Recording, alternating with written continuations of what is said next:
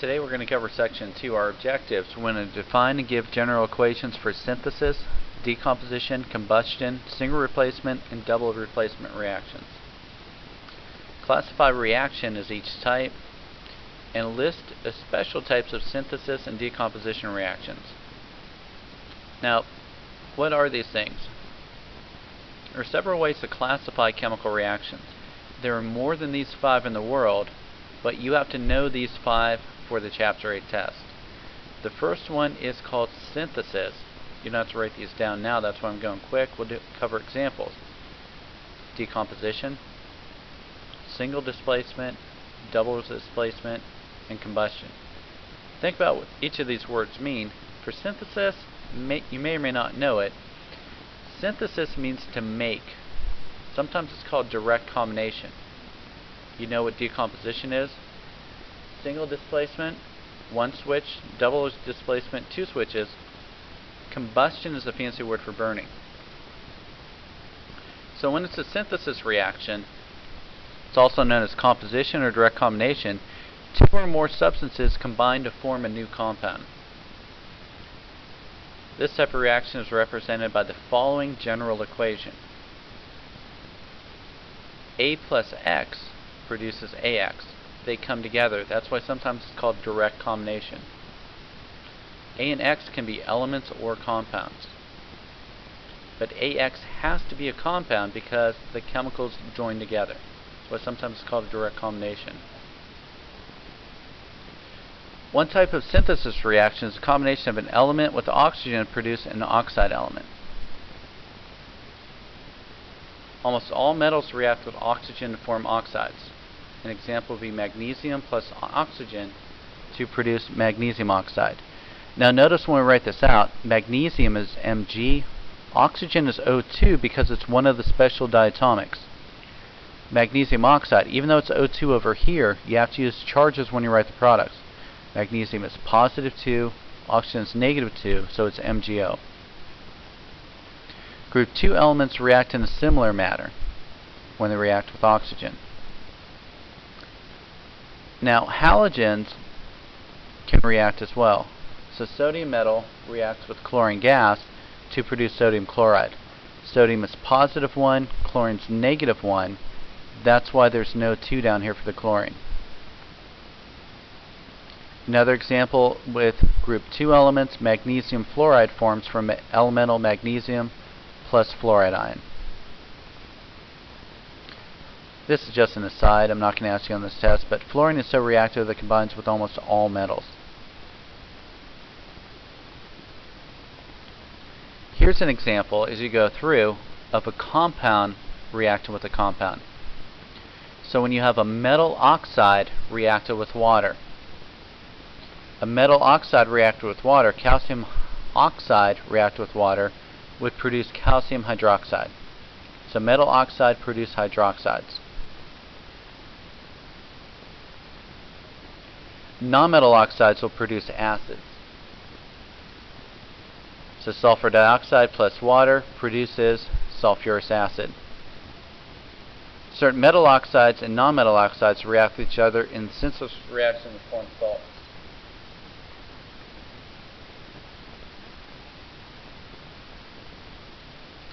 Another example would be calcium oxide reacting with sulfur dioxide to produce calcium sulfite. So if you notice, these are compounds plus a compound producing one single product, so they're direct combination. Now the opposite would be decomposition. So direct combination, synthesis, they come together. Decomposition, it'll break apart. So a single compound undergoes a reaction that produces 2 or more simpler substances. Decomposition reactions are the opposite of synthesis. They're represented by the following general equation, where AX breaks apart to be A plus X. So AX has to be a compound. It can break apart into elements or smaller compounds.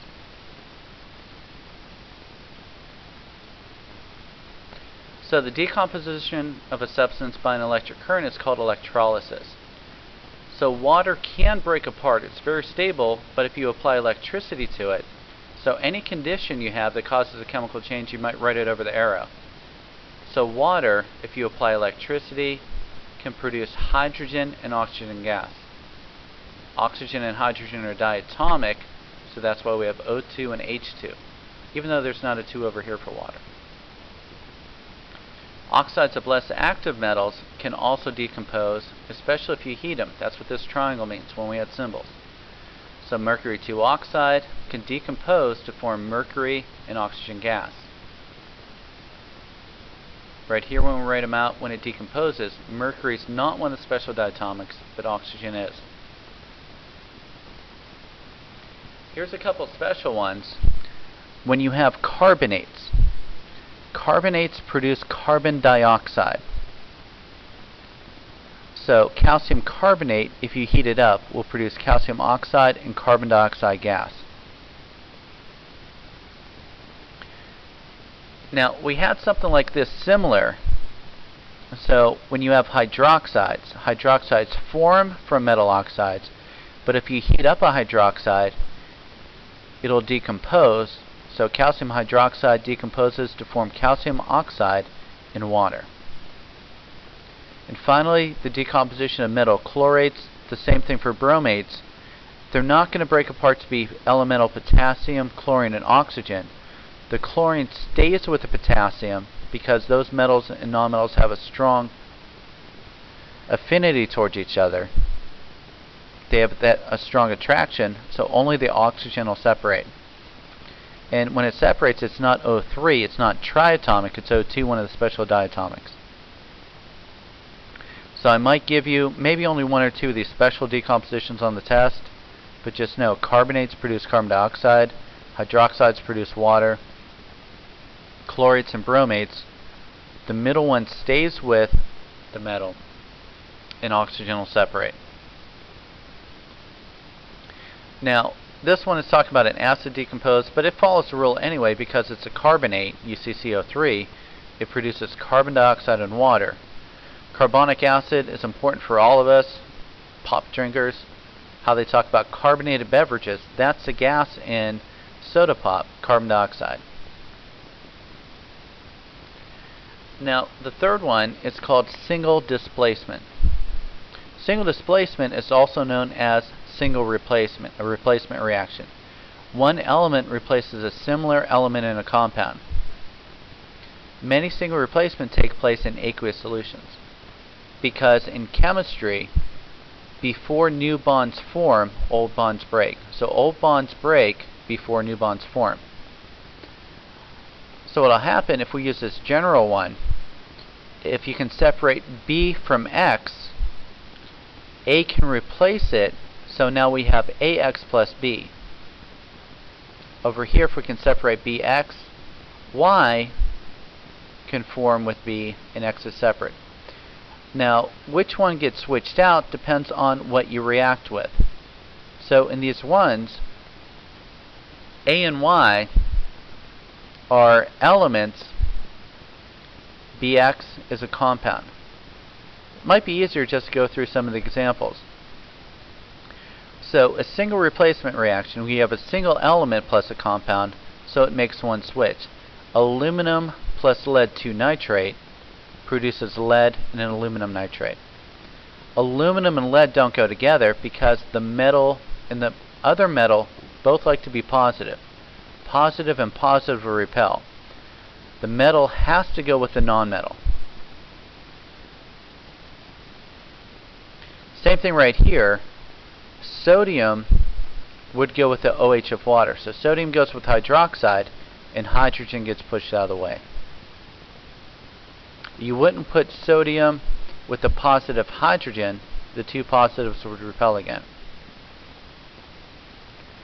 Another example, you don't necessarily have to worry about all the text, but if you look on the periodic table, magnesium likes to be positive 2, hydrogen positive 1. So magnesium won't bond easily with hydrogen. Magnesium would rather bond with chlorine, and hydrogen would be replaced. So all of these that were single replacements, a single element reacts with a compound to produce products. Now, when you have a nonmetal, chlorine likes to be negative 1, potassium is positive 1, bromine is negative 1. So chlorine, the single element, when it bonds to the compound, chlorine will not go with bromine. Negative repels negative. So that's why the product is potassium chloride. In our naming system, we always write the positive one before the negative. That's why we don't write this as ClK. It's written as KCl. Then bromine is pushed out of the way. So for this one, chlorine plus potassium bromide yields potassium chloride plus bromine. The same thing right here. Fluorine's -1, chlorine's -1. So fluorine reacts with sodium chloride to produce sodium fluoride and chlorine gas. I did blow through that last one. I'm not going to ask you if, that's why I went through this real quick. I'm not going to ask you which one would react or not react. On the test, they're just going to react in Chemistry 1. Now, if we can have one switch, we can also have two switches. In double displacement, the ions of two compounds exchange places in an aqueous solution to form new compounds. So when it's aqueous, it means it's just dissolved in water. The water just helps to break the bonds apart. So one of the compounds usually formed is usually a solid, and the other one usually dissolves in water.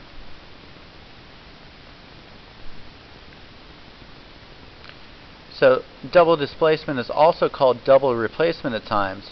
So it has a general formula, AX plus BY. So if you look at it, the positive goes with the other negative, so A bonds to Y, B bonds with X. So if you look at it, we have two whole compounds, so there's two switches. Single replacement is a single element plus a compound, that's why it's single replacement.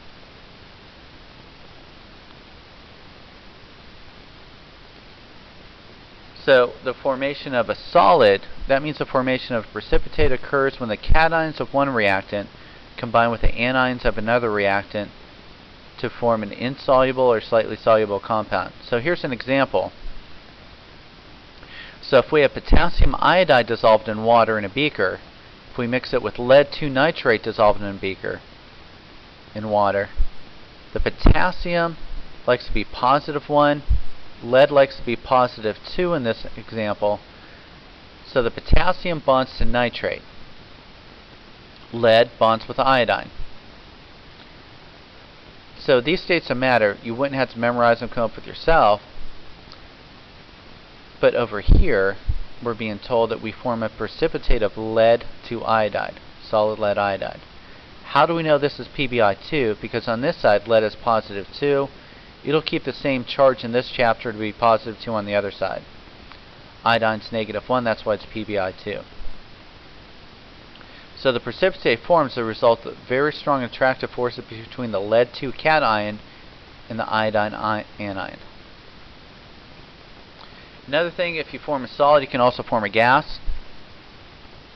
Same idea. Sulfur is -2, so that means this iron would be +2. So iron, +2, will react with chlorine, -1, to produce FeCl2, iron 2 chloride. Hydrogen is +1, sulfur is -2. That's why H2S hydrogen sulfide forms. In another equation, you can form water. How the water forms, same thing, double replacement. We have a compound plus a compound, so it can make two switches. H goes with the OH to make water. That's why on the one handout it looks silly last chapter, but this one you can also sometimes call water hydrogen hydroxide. It has two H's and an O. Then sodium goes with chlorine to make salt. We'll learn in a later chapter an acid plus a base makes salt and water. The last type, some of you are probably cheering here in the last type. The fifth type is called a combustion reaction. Combustion generally is a fancy name for burning. In a combustion reaction, a substance combines with oxygen, because if you don't have oxygen, it won't burn on Earth. It releases a large amount of energy in the form of light and heat. The simplest combustion, we'll try it in lab, is a combustion of hydrogen. So hydrogen plus oxygen produces water. Normal combustion that you'll have on the test is just a little bit more difficult. The combustion of propane, you'll have a carbon-hydrogen compound plus oxygen to produce carbon dioxide and water. So we call this one propane. We'll do this in chapter 20 because it has 3 carbons to it. It's not anything you'll have to know that for right now, the name propane. This would just be given to you on the test. So what we want to do, we want to determine a reaction type. You don't have to copy this diagram, but that's going to be the hardest thing for some of you on the test. But the good news is there's only 5 types, even though there's more than 5 in the real world. So the first thing you want to do, you want to take a look at it to see if there's only one reactant. If there's only one reactant, it's not combustion because it's not oxygen. It cannot be a single replacement, double replacement. It cannot be combined to be synthesis or direct combination. If there's only one reactant, it has to be decomposition. If it's a binary compound, it'll break apart into its elements. If it's ternary, if it's a carbonate, it'll produce carbon dioxide. A hydroxide produces water. If it's chlorate or bromate, it'll produce oxygen, like we had earlier in the notes. The second thing you might ask yourself, are the reactants 2 elements or 2 simple compounds? So if it's only 2 elements, the only thing you can do, it can't do any switches unless it's hydrogen with oxygen to be combustion. It'll be direct combination. Now, the third thing you would take a look at are the reactants oxygen and a hydrocarbon. So if you have a carbon-hydrogen compound and oxygen, you don't have to do any switches. The products are carbon dioxide and water. It's a combustion reaction. The fourth choice are the reactants an element in a compound other than a hydrocarbon. So if you have an element in a compound, it can only make one switch, so it's single replacement. You just have to make sure that the positive goes with the negative when it's single replacement. And lastly, if you have 2 full compounds, it's going to make 2 switches. It'll be double replacement. So those are the main things that we're going to have. We'll practice a lot. The test won't be until next week. Make sure you ask questions, rewatch the videos as needed.